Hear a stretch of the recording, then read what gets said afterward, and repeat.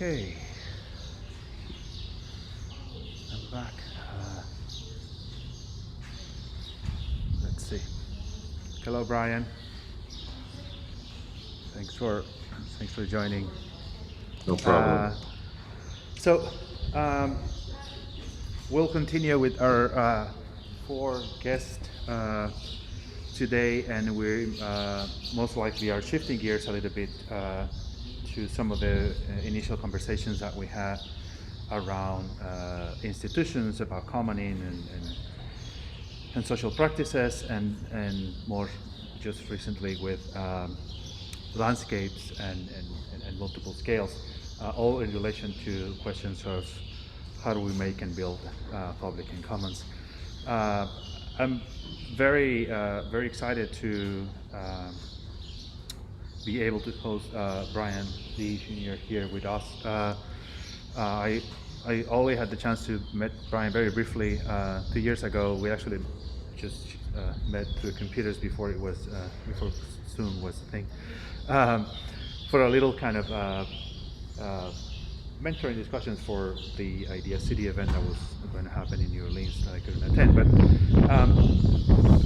it was super evident to me that Bryan's practice as a principal of collocate design as an architect was crucial in kind of thinking about within the field, within the practice of architecture, about modes in which we make and build public commons, mostly as it relates to questions of justice and design justice.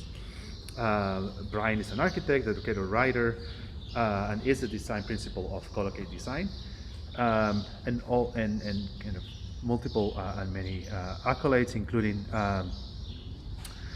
co-organizer and founding member of the Design as Protest that emerged immediately until after last summer. uh, I cannot say most recent anymore, or most, but continuing abuse and oppression against Black people with the killing of George Floyd and Breonna Taylor and many others, unfortunately. So I thought that it was crucial for us to think about design as a practice that can and need to engage with questions of justice. And I will leave it there to Bryan to continue. So thank you so much, Bryan, for joining us. Thank you so much for having me. Give me 1 second to kind of get us squared away, and I'll Sure. jump So into this you're good. conversation. Absolutely good.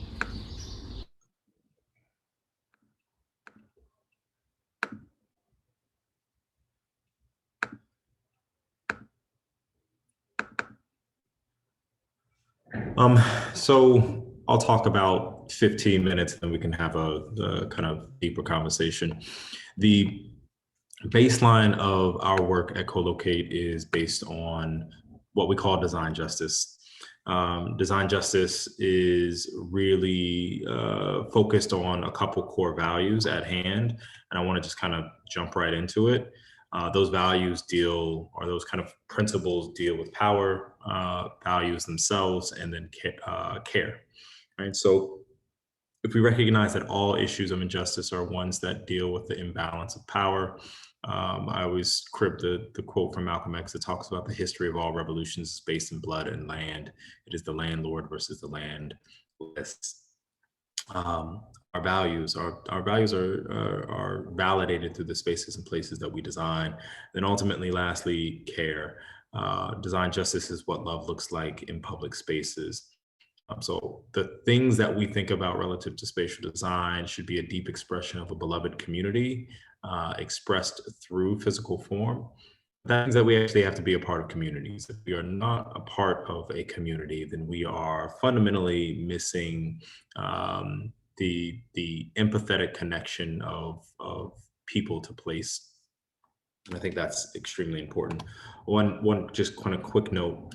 Um, when we At the center of a lot of this is the kind of recognition, understanding, unpacking of how power distributes itself in particular systems, and to acknowledge that Land plays a critical role in that particular consideration. Land and its derivatives, to be more specific. So the land that we exist on, the buildings, the crops, the way that we use land to actually form and shape societies is extremely important. It serves as almost a fulcrum to the kind of complex considerations of our social lives and our kind of labor lives, right? Like the labor that we put into the world, and they're always inextricably linked, right? We exist and go to buildings, we till crops to cultivate lands so that we can actually have some time and moment to breathe and to enjoy life.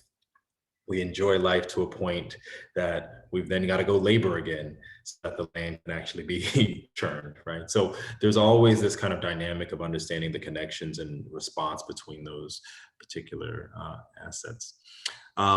So just clearly, for nearly every injustice in the world, there's an architecture, a plan, a design that sustains it. And so design justice calls on us to forward a radical anti-racist vision of racial, social, and cultural reparation through the process and outcomes of design.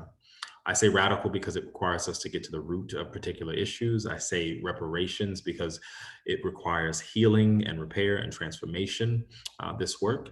And I say process and outcomes because it is not enough to just have a pretty building. It requires that the outcomes are invested in and, again, bound to the process, the kind of cultural, social, and racial processes that amplify those particular categories. And then design justice then ultimately calls on us to challenge privilege and power structures that use architecture and design as a tool of oppression, that stand as a barrier to the goals that we've stated above.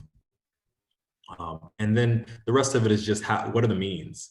What are the means that we use to get to those goals? And if those goals are around climate change and environmental racism, if those goals are around challenging housing and transportation and economic injustice or the prison industrial complex, then we have to understand that there are barriers in the way that revolve around power, and we have to try the tactics of multiple means in order to achieve those goals. So from the Designers Protest Collective, we have called on individuals to use our skill sets in response to kind of abolitionist viewpoints. One that talks about divesting and reallocating police funding.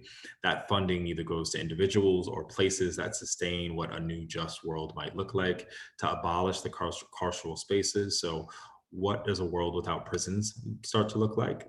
To cease the implementation of hostile architectures and landscapes, because if our spaces presuppose and criminalize Black and brown bodies before there's been a crime committed, then we are, again, complicit in acts of violence against those communities more broadly. Can we center community voices as forms of leadership? Can we anticipate and cultivate anti-racist visions for affordable neighborhoods and communities?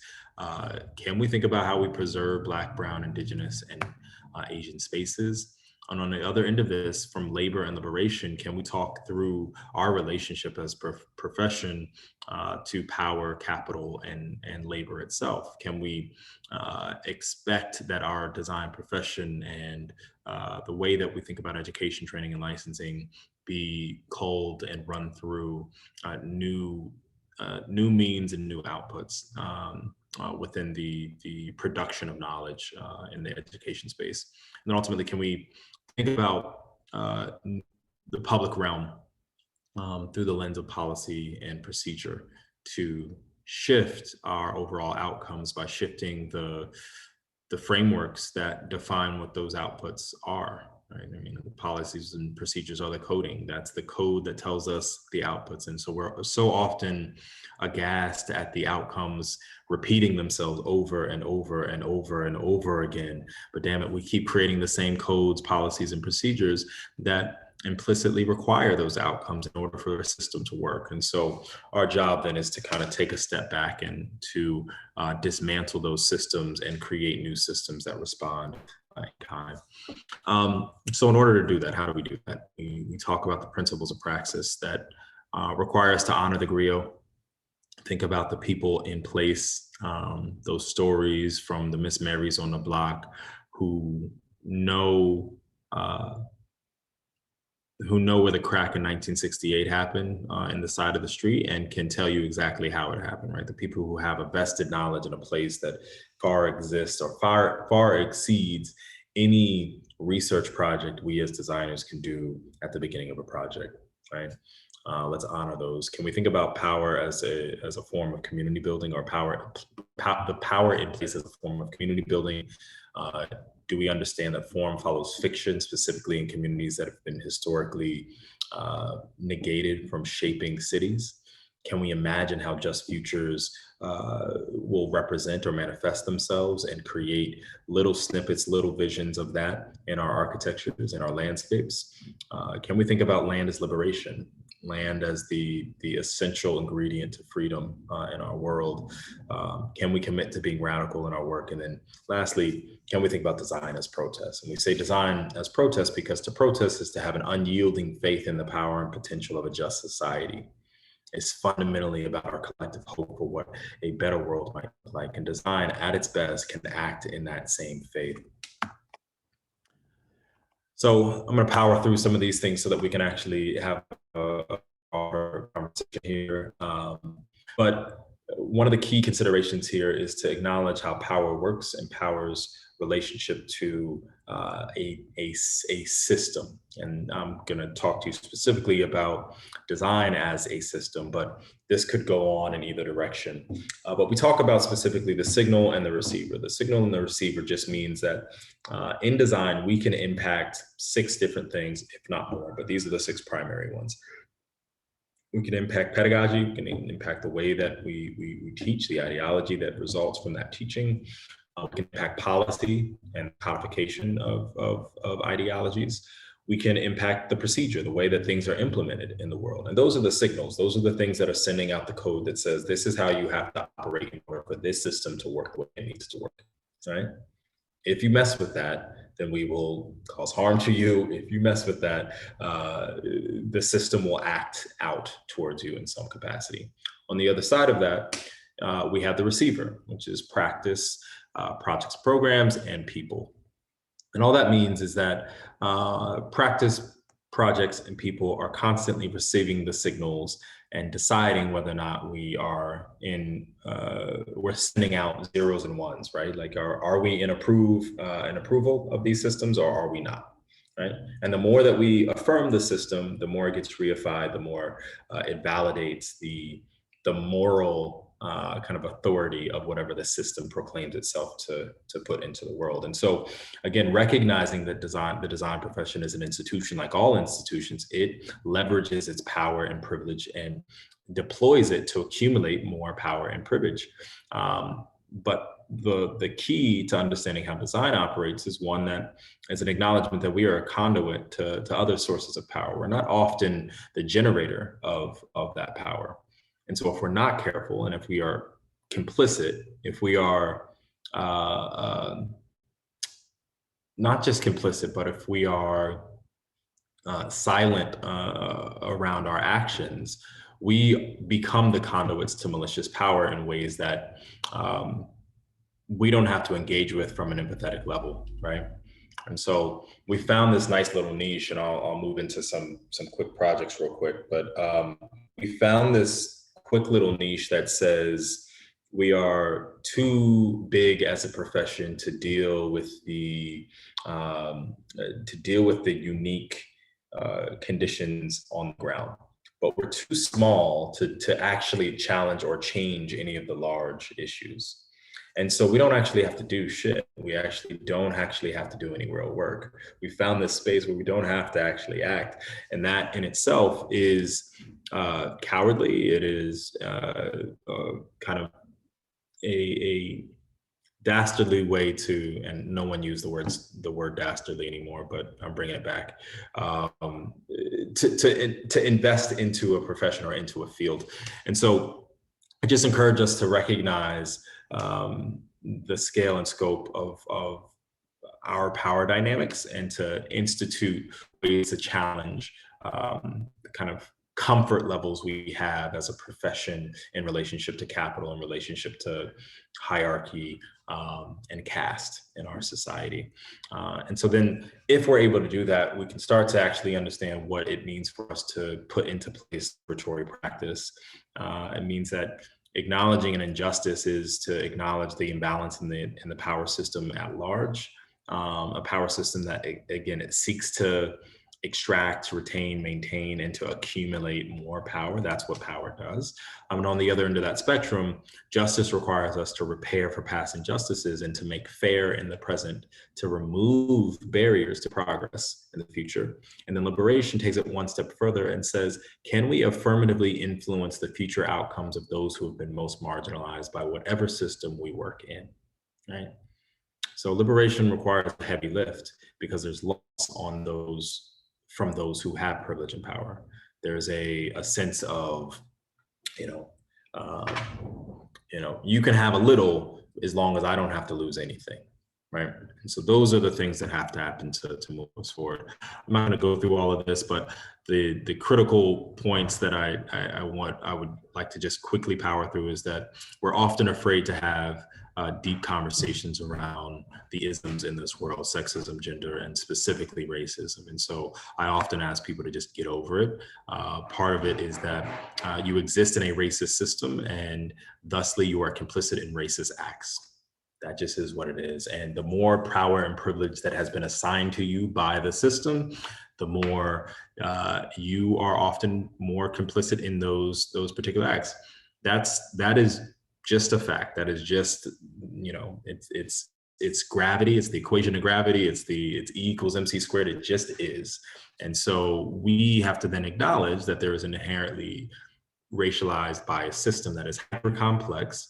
And we then have to challenge our own privilege and power to decolonize larger systems. We have to act in a way that we want to see our world move forward, which is in an anti-racist fashion. There's an obligation around acknowledging both those racialized and socialized biases in order to move forward. And that means that we've got to move through the presence of 4 critical things. What we talk about is narrative, mutual aid, construct and deconstruct or dismantle and repair, and future setting. Narrative just means that we have to acknowledge the stories and narratives of those who have been kind of disinherited. Mutual aid means that there's a mutuality between our spaces and places and the people who engage with those spaces and places. Construct, deconstruct, we are dismantling systems of oppression and repairing where the harms have been put in place. And then we are future setting. We're envisioning and putting in small moments within our architecture that give a view of what a future might look like on the other side of freedom. And so here's where it turns into the architecture itself. How does it apply itself to the architecture? In all of this, we understand that power as a force applied. Our force is a power applied. It's applied to a body, and then there is a resultant action that happens from that. In this work, we see the isms or racism apply itself to a community, and culture is the resultant. And so in the architecture, when we start to understand what culture is, we start to understand more precisely how architecture itself can shape itself around that. And so we know and acknowledge that racism as a force can have its intersectional kind of moments in which it drives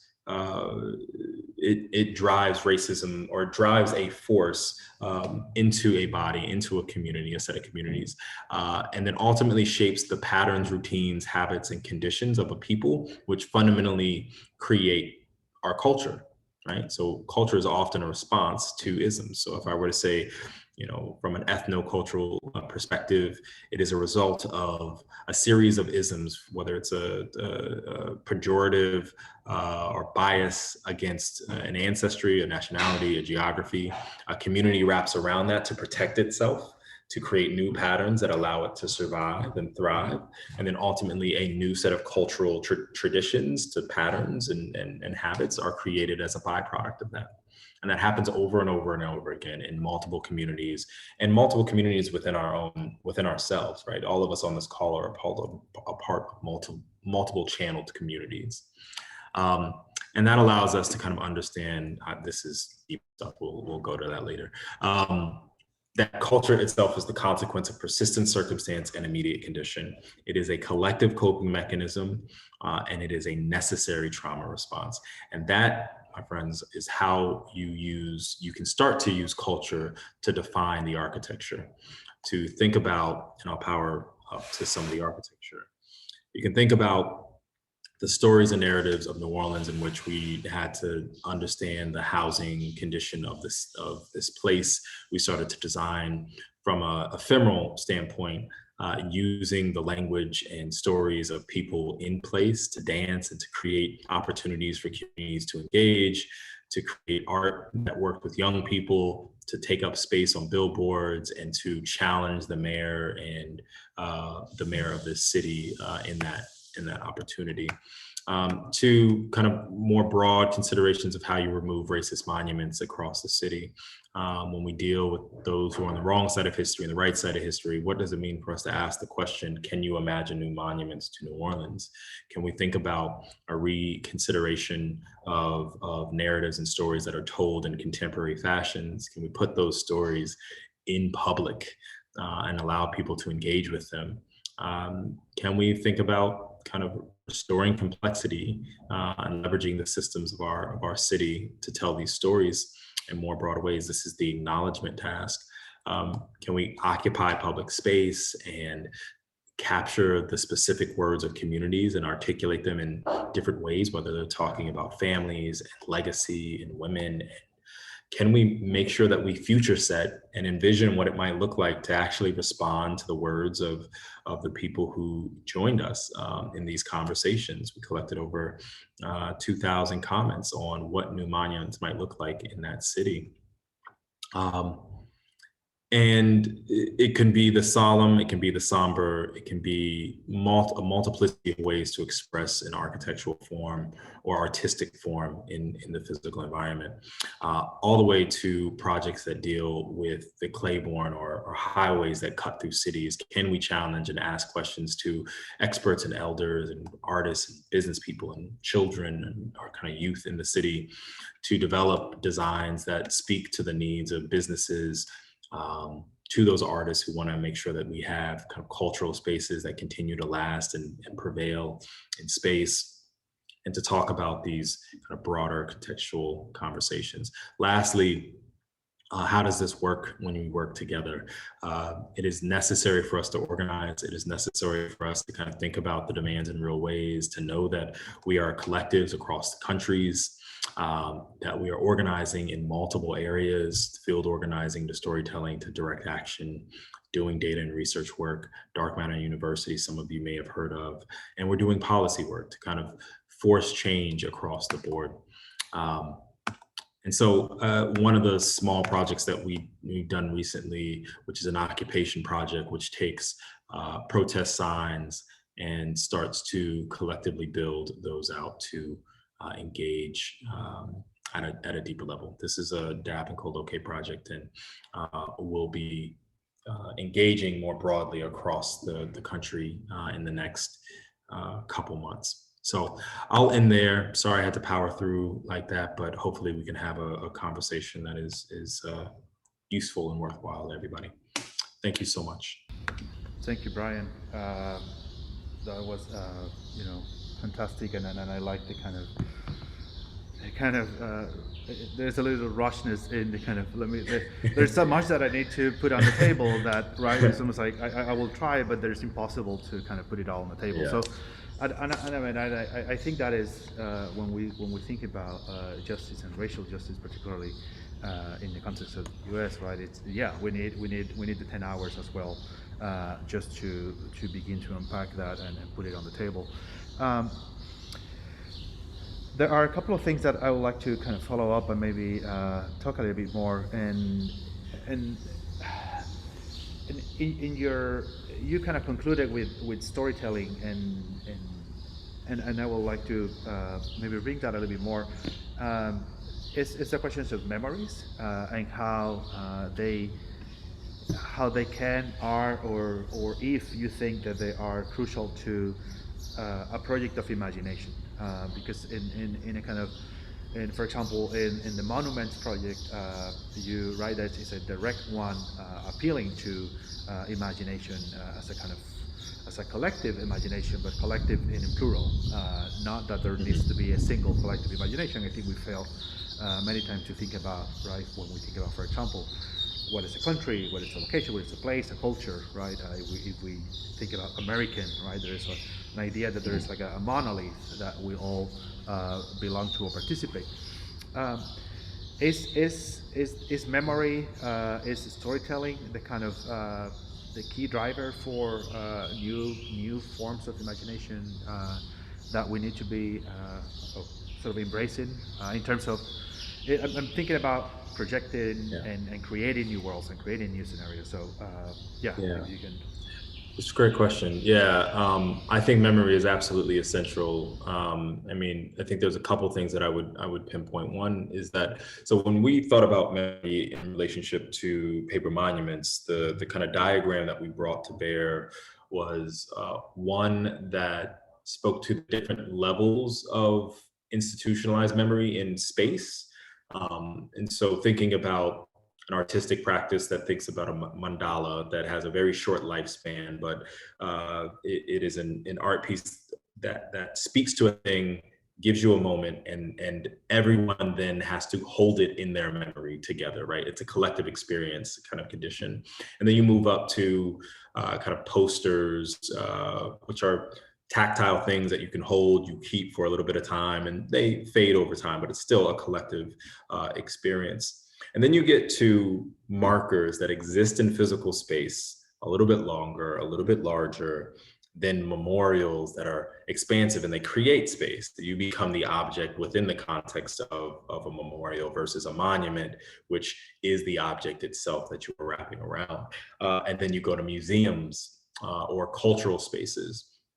And that is a kind of an aggregation of memorialization, right? I mean, it's an aggregation of histories and stories and memories that are captured in physical space. And so I think it's absolutely essential to understand those histories so that a future can be developed. So much of, and we're doing a book club right now for Black Reconstruction, W.B. Du Bois.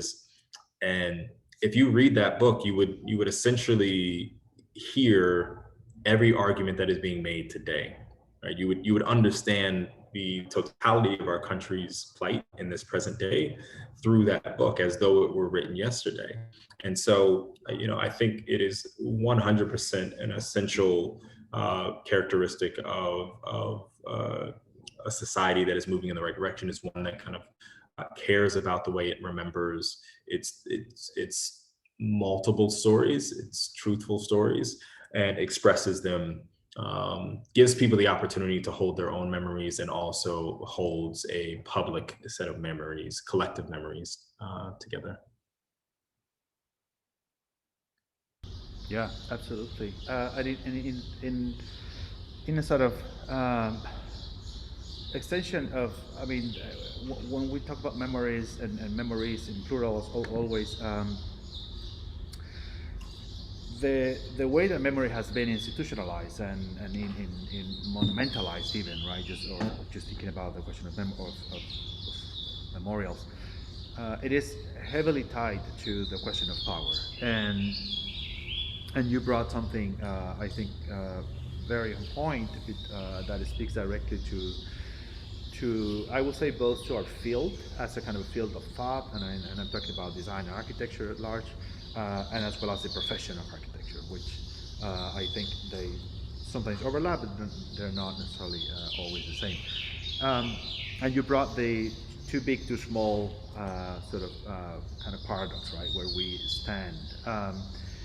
And I think that appeals to a much more personal engagement in the process of becoming a kind of anti-racist kind of practitioner at whatever scale one may practice or engage with the field. So how do we, and this is a question that appeals to education in some form. Um, how do we convey this into a kind of um, a project, a pedagogical project that is about individual people's engagement with these questions that are not that are, because we are heavily subjected by the institutions and the powers that you are explaining, right? So when we are part of those institutions, it's kind of really hard to reframe them, reshape them. And I'm making this question as a kind of open question. Of course, we're all doing different things to do that, but what is it? What is the role of an architecture school, right? What is the role of a professional organization like the AAA or NCAR? Like how do we relate to these institutions, right? Do we try to reframe them from the inside? Do we try to dismantle them, redo them? What is it that we can produce as an engagement with them? Yeah. So one second. I need to.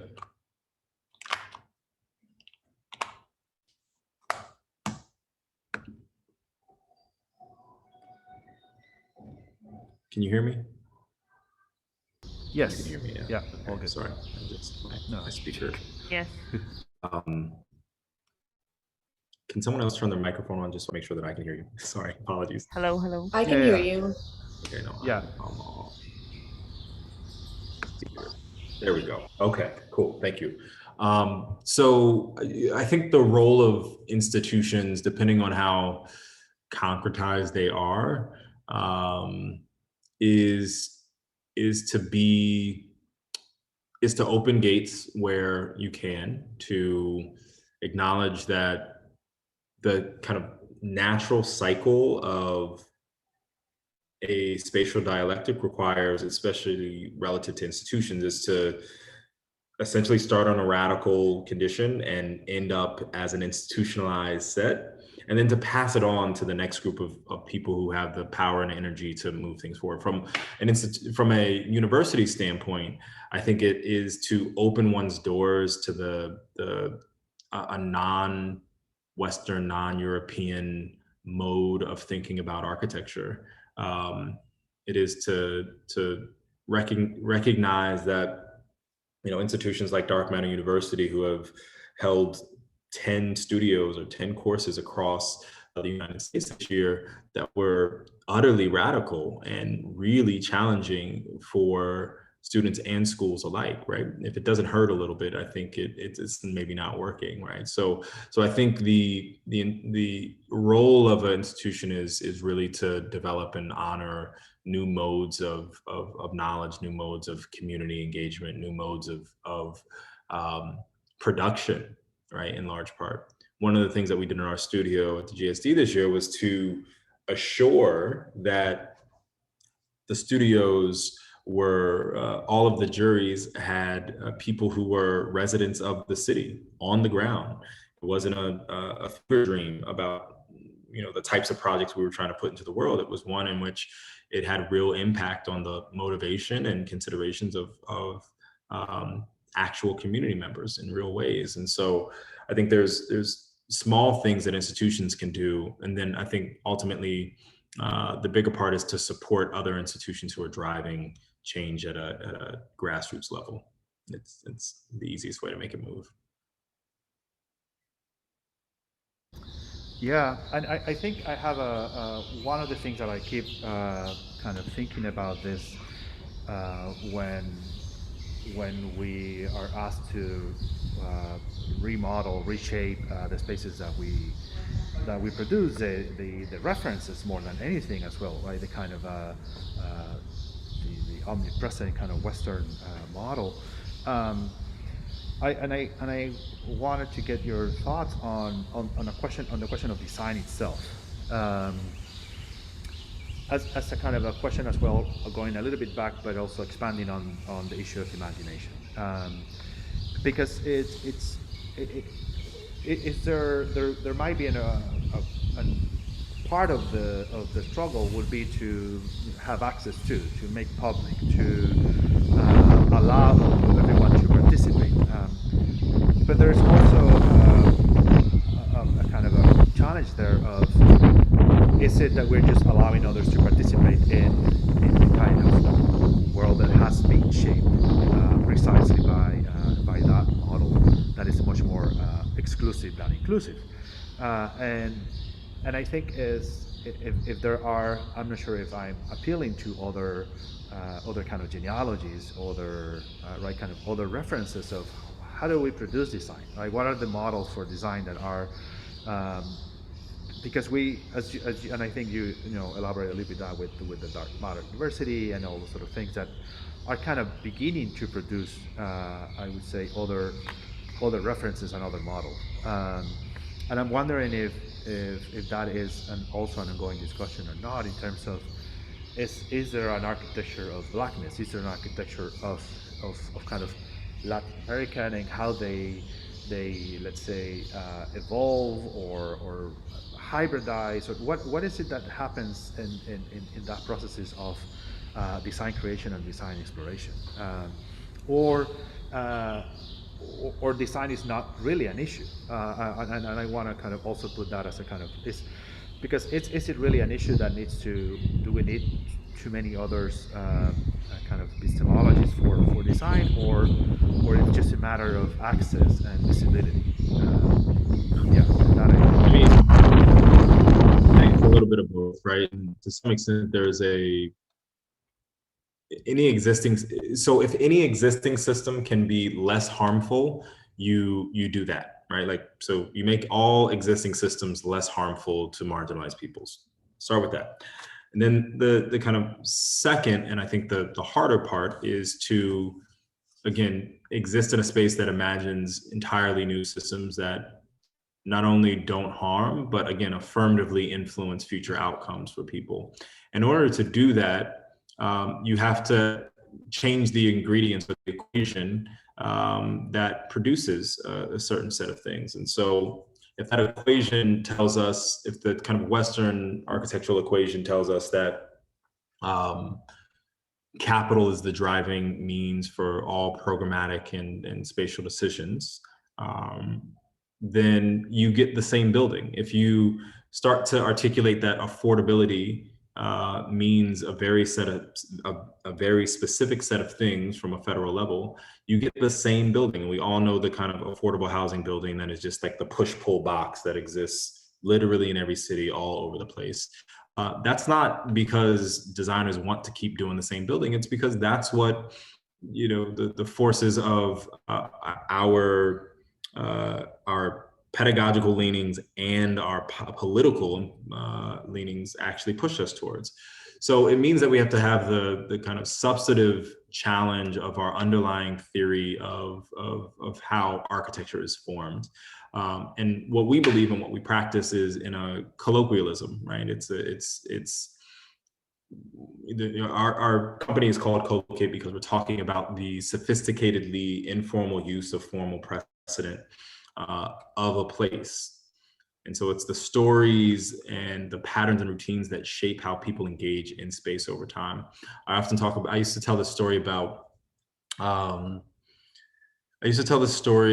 a professor of mine in grad school that worked in the South in the 60s, and he would acknowledge the fact that like 80% of the white people went through the front door of their house.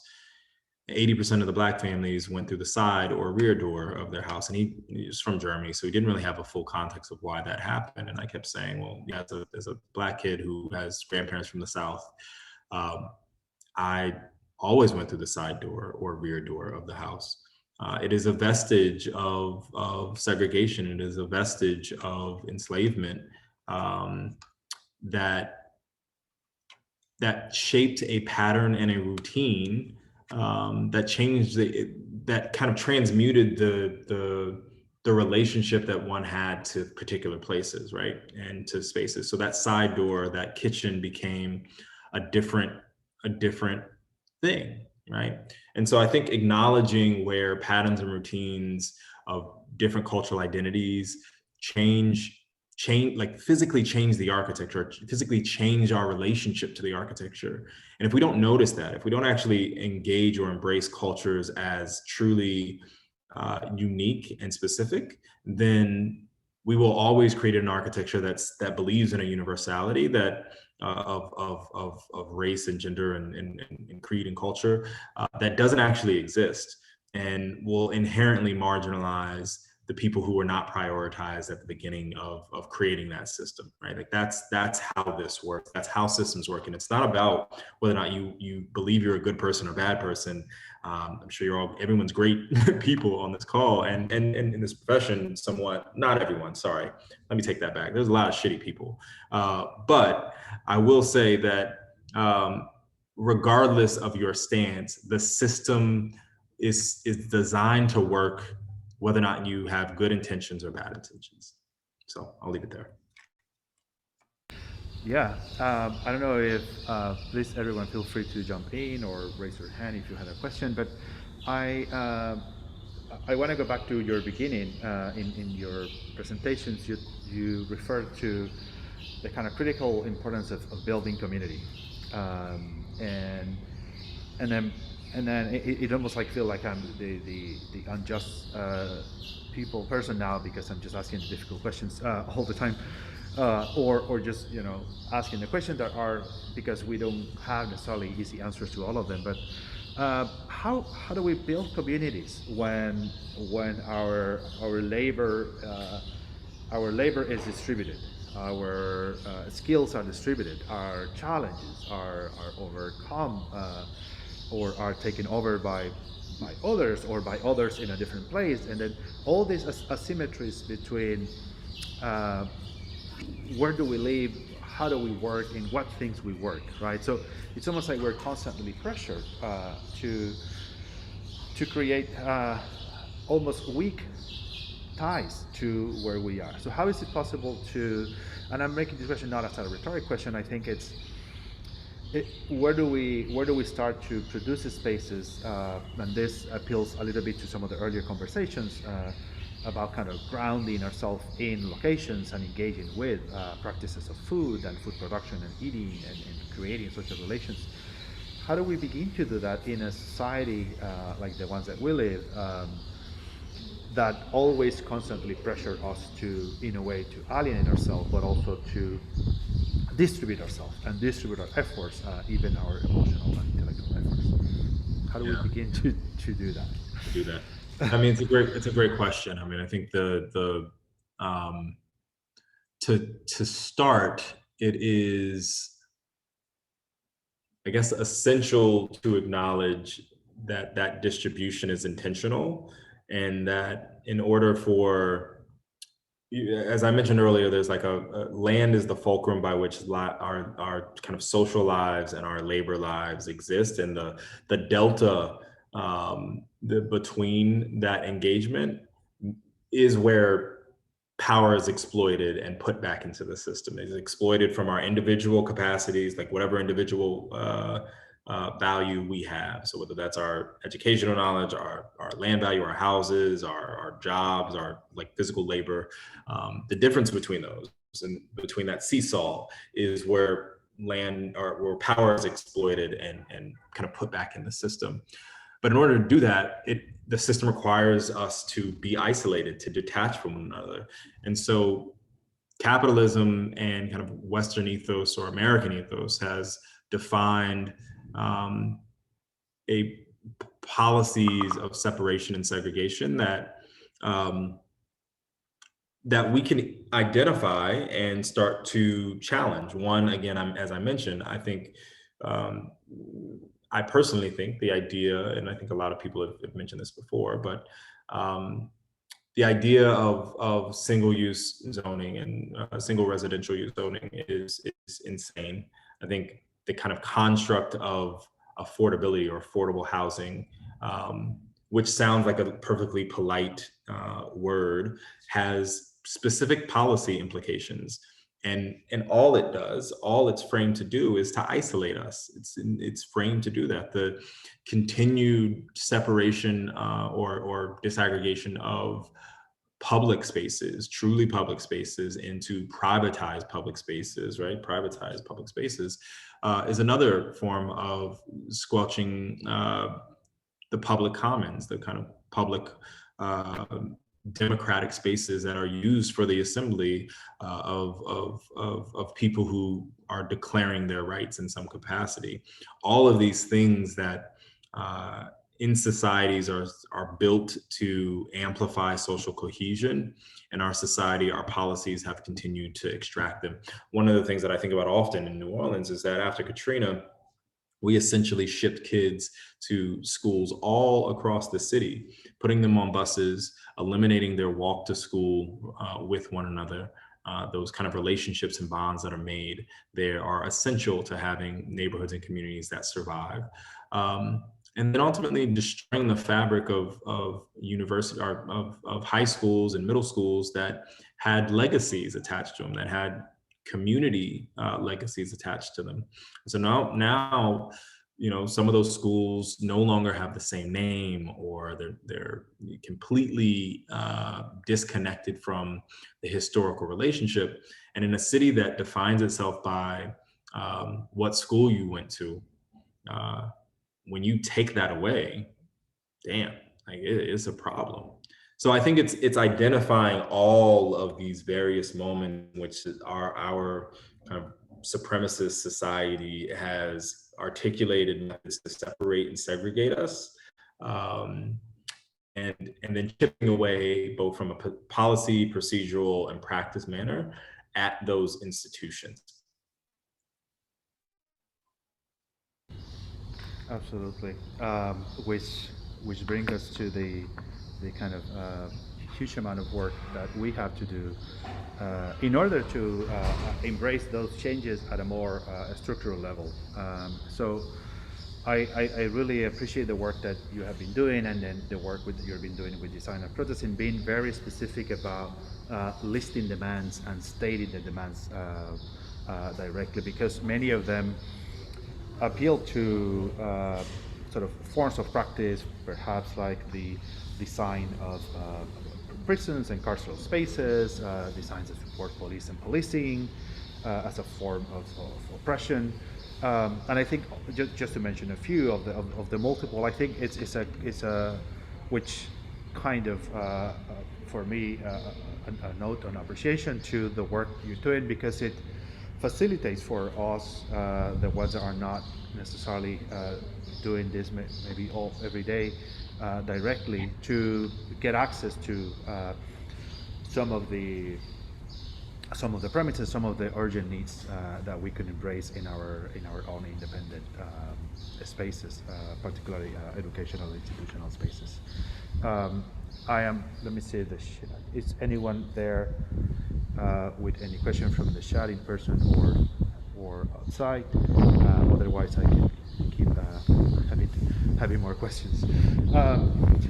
And maybe we begin to wrap up a little bit with this, Bryan. With in your last response, you directly appealed to care and empathy in the kind of question of building community.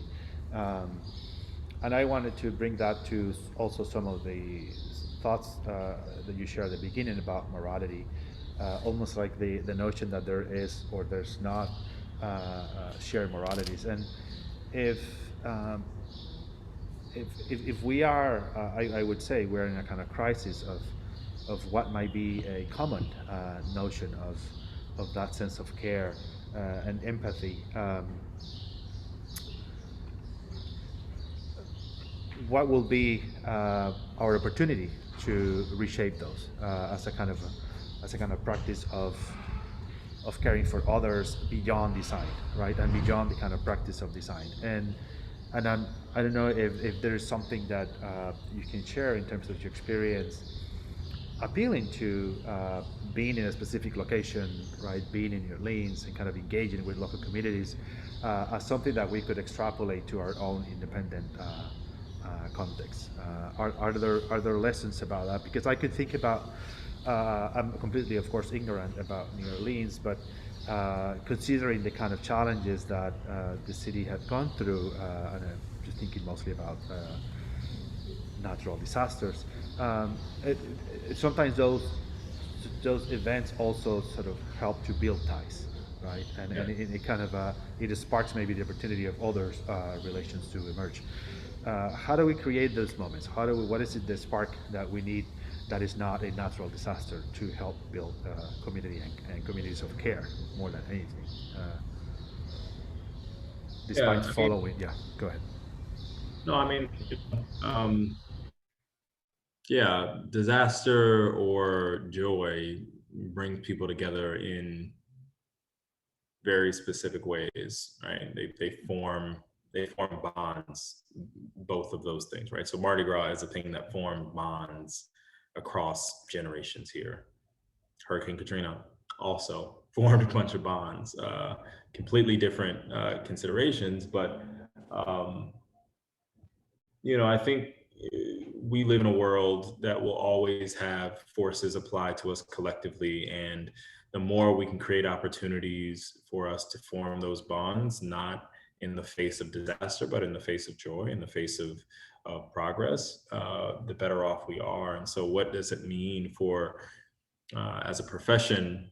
For me, I think about the fact that all of our projects uh, run, when I say "our," I'll say co-locate specific, um, are pretty substantial projects, right? I mean, we have pretty substantial budgets, and um, in order to work on a project of that size, our theory is that we should use every building as a means for community involvement and community engagement, not just community engagement, but community organizing.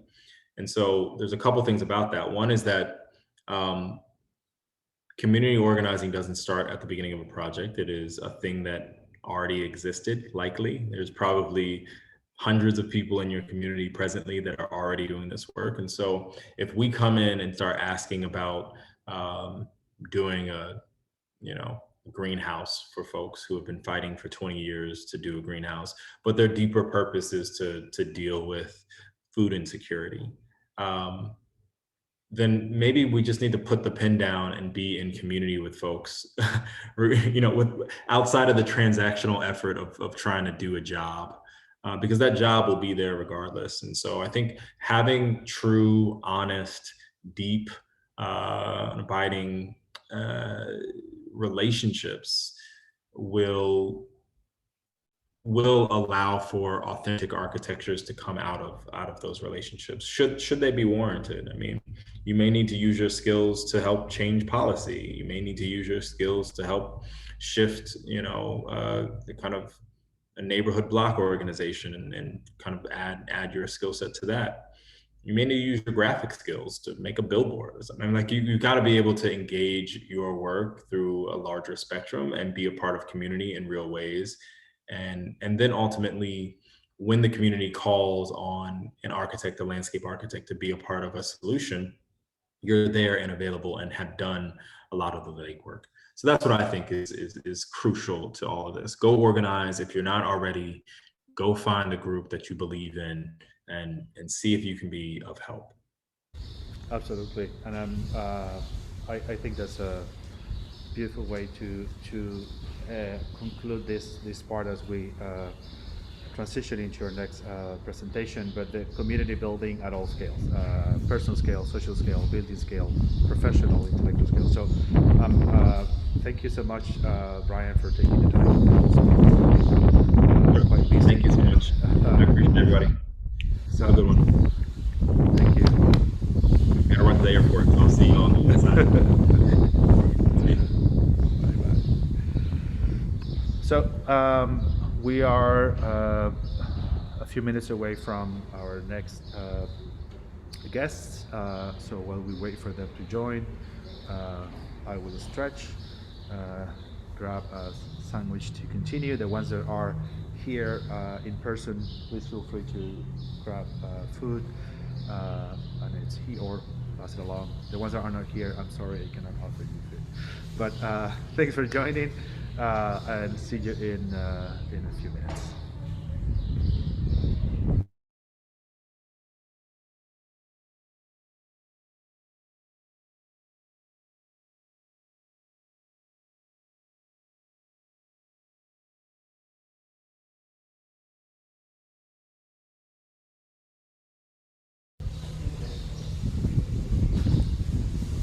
I'll leave the birds on.